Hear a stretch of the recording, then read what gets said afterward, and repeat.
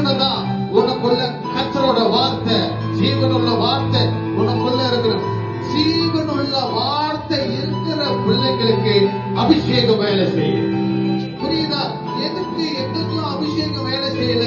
எதனால எங்களுக்கெல்லாம் அந்த வார்த்தை அந்நிய பாஷை வெளிப்படல? தெரியுதா? அந்த வார்த்தை மூலியமா எதனால இதெல்லாம் வெளிப்படுத்த என்ன இல்ல? நம்ம கிட்ட வார்த்தை இல்ல.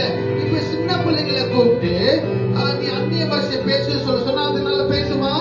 அபிஷேகத்துல உழு சொன்னா உழுவாது. அது சும்மா ஏற்றம் பண்ணோம் சொல்லும் போது.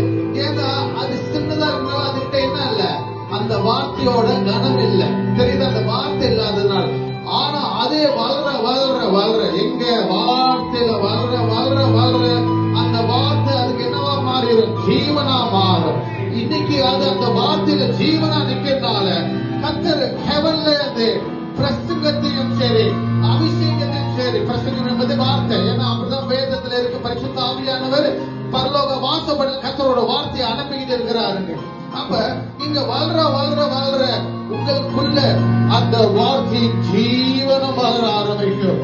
அபிஷேகம் வரும்போது, வரங்கள் வரும்போது, அவரோட வல்லமை வரும்போது, அவரோட அந்நிய பாஷைகள் வரும்போது அது உங்களோட சேர்ந்து கிரியை செய்யும்.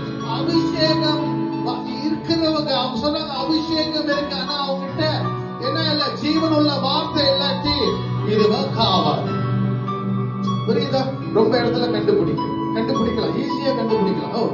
நானும் அபிஷேகம், ஆனா வார்த்தை இல்லை அப்படின்னா அதுகிட்ட நமக்கே தெரியும். அதுகிட்ட வார்த்தை இல்லாதவங்க கிட்ட, பைபிள் படிக்கிறவங்க, வார்த்தை இருக்கிறவங்க, ஜீவன் இருக்கிறவங்க, அவங்க மேல கண்டிப்பா அபிஷேகம் இருக்கும். பைபிளே படிக்காட்டி அபிஷேகம் இருக்குன்னு மட்டும் சொல்லிடாதீங்க. அது அபிஷேகம் இல்லை.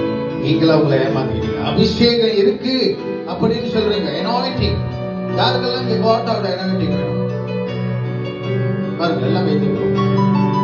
காட்டோட அனாயிண்டிங் வேணும் தான், அபிஷேகம் வேணும் தான், கிரியை வேணும் தான், வரங்கள் வேணும் தான், கனிகள் கிஃப்ட் வேணும் தான்.